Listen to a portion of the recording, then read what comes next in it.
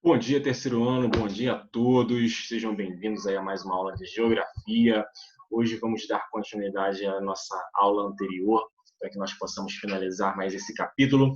Então, vamos falar hoje um pouquinho sobre a característica de cartografia, né, o avanço da cartografia durante o período ali de Guerra Fria. Então, vamos falar algumas coisas sobre o mundo bipolar, né, a característica aí posterior ao mundo bipolar, né, então esse mundo multipolar vindo posteriormente. Então, vamos falar algumas características aí desse período para a gente poder finalizar essa parte aí. Beleza, galera? Então, vamos lá, começando aqui, eu estou compartilhando com vocês o livro de vocês para que vocês possam acompanhar comigo aí de casa.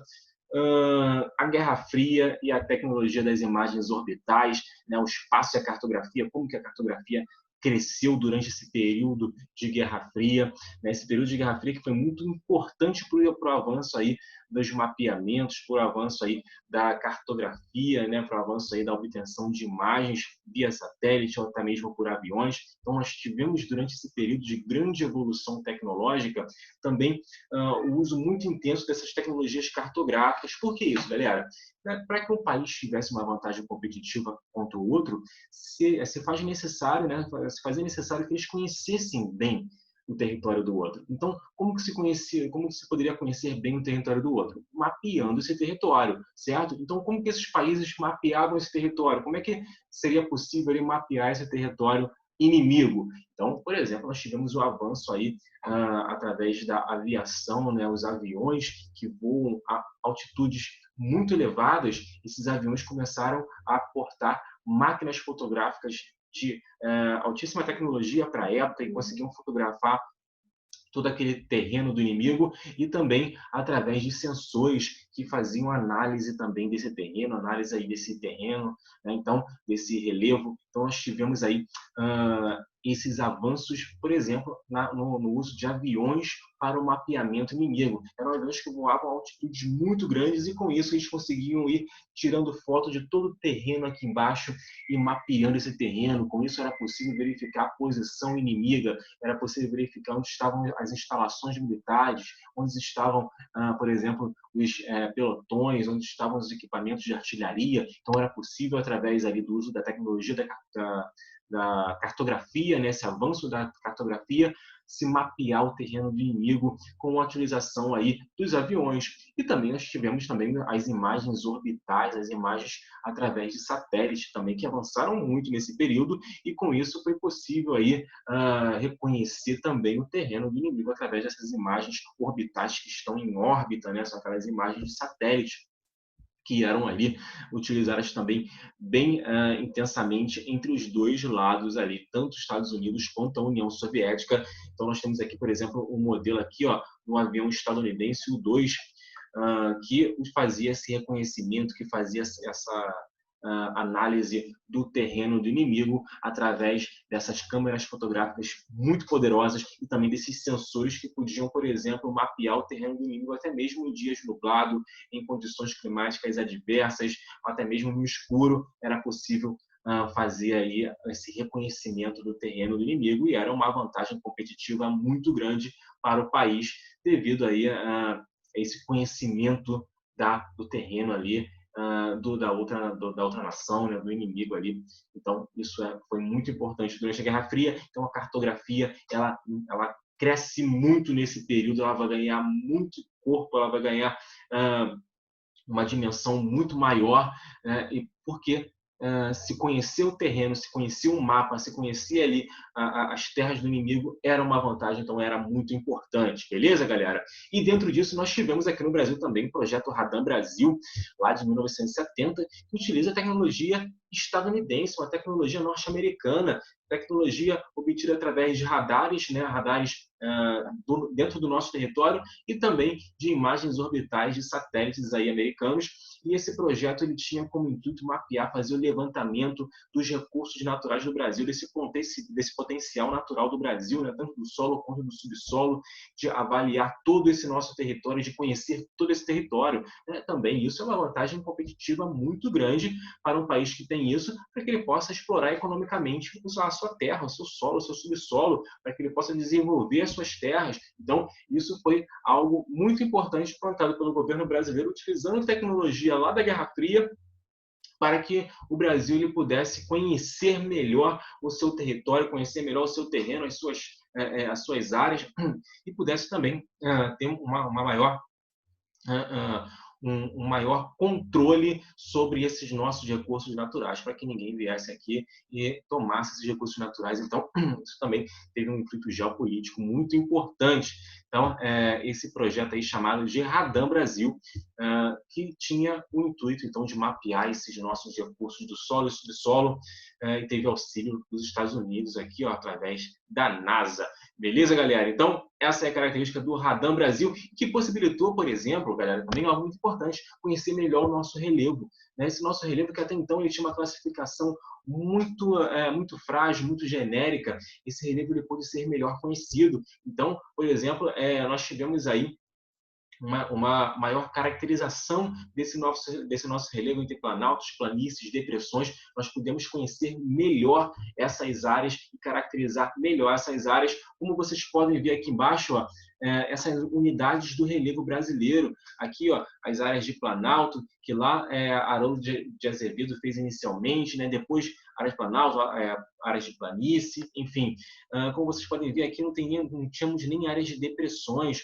Já aqui, nas unidades do relevo de Aziz Abissaba, um pouco depois da de Haroldo de Azevedo, nós tivemos a divisão entre planalto brasileiro, planalto de Guianas e planícies. Também nós não tínhamos aqui as unidades de depressões. Já aqui, na classificação de Jurandir Rocha, que foi a mais atual, que utilizou o Radam Brasil, nós tivemos as áreas de planalto, as áreas de planícies e as áreas de depressões do nosso território brasileiro, tornando esse nosso território melhor conhecido, né, de uma forma não tão genérica. Nós podemos conhecer melhor esse nosso relevo brasileiro e as unidades do relevo brasileiro. Isso tudo devido a um avanço tecnológico, um avanço cartográfico que se iniciou durante esse período de Guerra Fria e que até hoje vai trazer frutos aí para a humanidade, como é o caso, por exemplo, do GPS. Quem usa GPS? O GPS que é um avanço tecnológico, é um avanço aí de monitoramento, né? Através do uso de satélites. Então, nós temos o GPS aí, um avanço tecnológico daquele período, e um avanço tecnológico que utilizava a cartografia, né, como algo ali para poder conhecer o território do inimigo, conhecer o terreno ali do inimigo. Né? O colapso aqui agora, galera, falando aqui sobre o colapso do socialismo e o fim da Guerra Fria, né? Vai acontecer ali esse colapso, né? A União Soviética ela vai colapsar ali na década de 80, já em 1990, né? Em 1991, né, vai cair de vez. Então, nós tivemos aí o colapso desse sistema, principalmente por algumas características. Né? Nós tínhamos ali a insatisfação geral da população. Né? Era um regime muito autoritário, era um regime que não dava ali, que não havia uma democracia, as pessoas não tinham vozes, né? Então as pessoas não podiam falar contra esse sistema. Então, por si só, as pessoas já tinham ali já se sentiam, né, muito pressionadas com esse sistema econômico que era muito autoritário. Então, juntando a isso, nós tínhamos também a questão da centralização do poder. Algumas pessoas do alto escalão do governo, militares, né, burocratas, eles tinham acesso a bens que as pessoas comuns não tinham, que a grande parcela da população não tinha. Então, isso fazia com que a população se sentisse bem, com muita raiva por esse motivo. Né? A população ela via que ela não tinha acesso aos mesmos bens, a bens importados, né? A bens de primeira linha, que os burocratas, que os militares, que as pessoas de alto escalão do Estado tinham. Então, isso também faz com que esse sistema econômico ele começasse ali a sofrer, né, um processo ali de degradação. Além disso, nós tivemos durante um longo tempo dessa corrida tecnológica, da corrida armamentista, um alto investimento do Estado no desenvolvimento tecnológico de armas, por exemplo, né? Armas de satélites, de corrida espacial. Só que tivemos um pequeno problema. Se investiu muito nessa área militar, né, foram montantes vultuosos de dinheiro nessa área militar para que o país fizesse, para que a União Soviética fizesse frente aos Estados Unidos, porém se esqueceu de investir, por exemplo, na indústria do país, né, na indústria de base, nas demais indústrias de bens de consumo, por exemplo, duráveis e não duráveis. Essas indústrias elas não receberam o mesmo aporte financeiro. Lembrando que a indústria da União Soviética era uma indústria planificada, era o governo que investia na indústria, que dizia o que ia produzir, quanto produzir, como produzir, então não se houve investimento nisso. O que aconteceu? Os países capitalistas, investindo muito, né, na indústria como um todo, eles tiveram aí uma evolução muito grande da indústria. A produtividade da indústria ocidental, da indústria capitalista, essa produtividade ela foi ficando cada vez maior.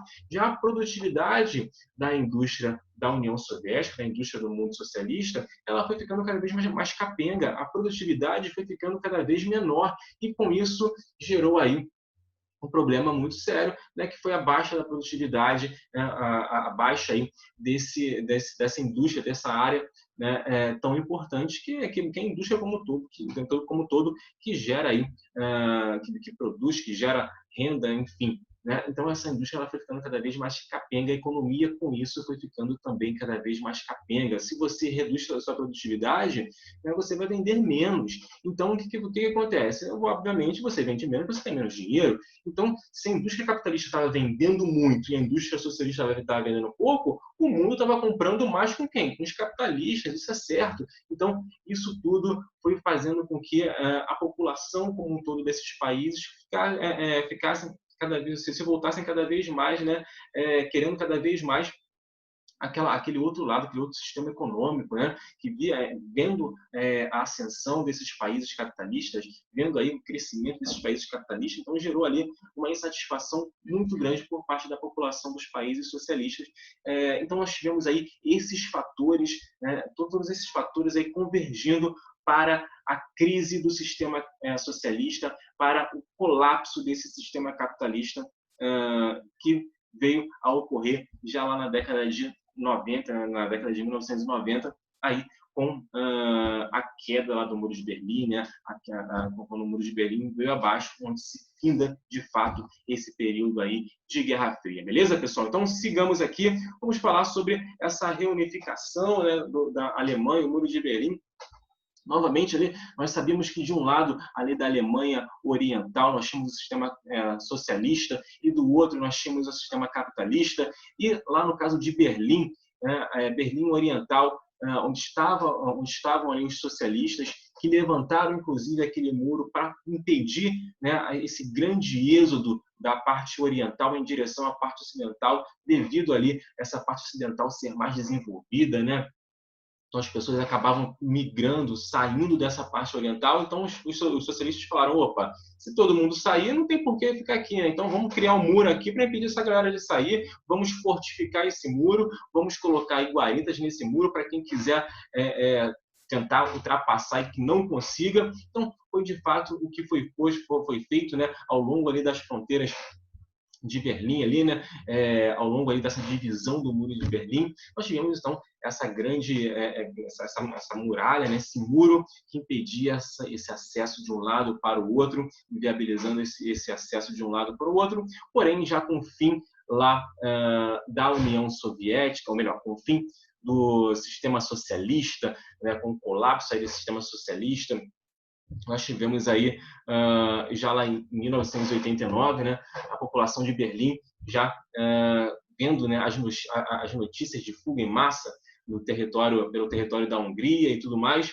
Nós tivemos lá em novembro de 89 os soldados alemães, né, orientais, né, já assistindo essas pessoas irem em direção ao Muro de Berlim, e derrubando o Muro de Berlim, fazendo com que se houvesse uma reunificação desses dois lados de Berlim, né, Berlim Oriental com Berlim Ocidental. Então nós tivemos aí nesse ano de 1989 já a queda do Muro de Berlim, e já em 1991 já a queda total do sistema socialista da União Soviética caindo como um todo. Então, isso aqui foi um marco, galera. Essa queda do Muro de Berlim foi um marco aí justamente para esse período, como já o marco já dessa queda aí do sistema socialista e, sobretudo, a queda desse mundo bipolar, de um lado Estados Unidos, do outro União Soviética. Então, aqui nós tivemos, mostrando aí mais precisamente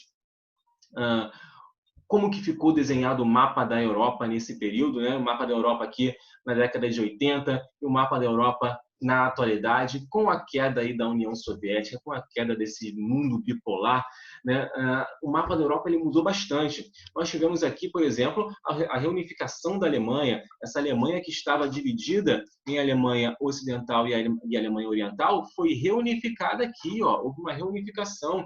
Nós tivemos, por exemplo, a independência aqui, ó, de Eslovênia, Croácia, né? Bósnia, Macedônia e Montenegro, lá da antiga Iugoslávia. Essa Iugoslávia ela foi dissolvida, né? E foram criados aqui outros países. Nós tivemos aqui também a Tchecoslováquia, né? Que também deu origem à República Tcheca e à Eslováquia. Tivemos também a dissolução de várias áreas aqui da antiga União Soviética em novos países: Ucrânia, Moldávia, Belarus, Lituânia, Letônia, Estônia, Geórgia, Armênia, Azerbaijão. Então, toda essa área aqui, ó, diversos países foram criados aqui em toda essa área que abrigava a antiga União Soviética. Então, o mapa da Europa ele sofreu ali um reajuste como um todo, assim que houve o processo ali de colapso da União Soviética, de fim desse período ali bipolar. Então, como eu disse para vocês aqui, ó, em 1991, culminando ali na extinção da União das Repúblicas Socialistas Soviéticas. Era o fim da Guerra Fria, era o fim desse mundo bipolar, não existia mais dois polos de poder. E com isso, o mundo ele passa por uma nova ordem mundial, que nós vamos falar agora, que o mundo multipolar. O que seria esse mundo multipolar, galera? Não eram mais dois polos de poder, passamos a ter mais polos de poder, passamos a ter mais áreas de influência de outros países, né? Não era mais a União Soviética disputando com os Estados Unidos, cada um do seu lado, cada um ali do seu sistema econômico. Então nós temos aí a ascensão de um mundo novo, de uma nova ordem mundial. Então nós tivemos aí a União Europeia surgindo como grande força capitalista nesse período, né? Juntando as forças aí de Itália, França e Alemanha. Então, esses países que compunham ali a União Europeia se tornaram uma nova área de influência no mundo, sobretudo naquela região ali da Europa, na região na África também, então uma nova área de influência. Tivemos também, por exemplo, hoje nós temos, né, esse mundo multipolar que caracteriza o mundo que nós vivemos hoje. Ele vai ter aqui, ó, outras áreas de influência. Nos Estados Unidos, obviamente, continuam como grande área de influência, na América Latina, na América como um todo, no continente americano como um todo, e até em outras partes do mundo. A Europa Ocidental também, pegando todo o continente europeu, também a África, também aqui, a Rússia também sendo uma área de influência em parte da Europa e também da Ásia, China, Índia, Japão, né? As potências emergentes, né? Brasil, África do Sul, China, Índia. Então, tudo isso que vai configurar uma nova ordem mundial, um novo cenário, né, geopolítico mundial, onde diversos países ali vão exercer áreas de influência ao longo ali de seus territórios, aí, de seus continentes, cada um exercendo ali uma área de influência. Então, nós temos aí essa caracterização do mundo multipolar, diversos polos de poder. Beleza, galera? Então, bom, nós fechamos então essa parte aqui da nossa aula de hoje. Vimos um pouco sobre esse fim, essa queda da União Soviética, a queda do mundo socialista, a queda do mundo bipolar e a ascensão de uma nova ordem mundial, caracterizando aí por países muito fortes geopoliticamente, muito fortes economicamente, também muito fortes militarmente. Então, nós temos aí esses países surgindo como grandes polos de poder, e que nós vamos falar ao longo do próximo capítulo sobre cada um desses países, as características desses países. Então, vamos explorar um pouco sobre esses polos de poder que nós temos na atualidade, beleza? Então, é isso aí. Eu vou passar para vocês um exercício para que vocês façam. Então, fazendo exercício, me passem lá ao final da aula para que eu possa fazer a correção e também pontuar a participação de vocês. Beleza, galera? Então, é isso aí. Um abraço para todos. Até a próxima. Valeu!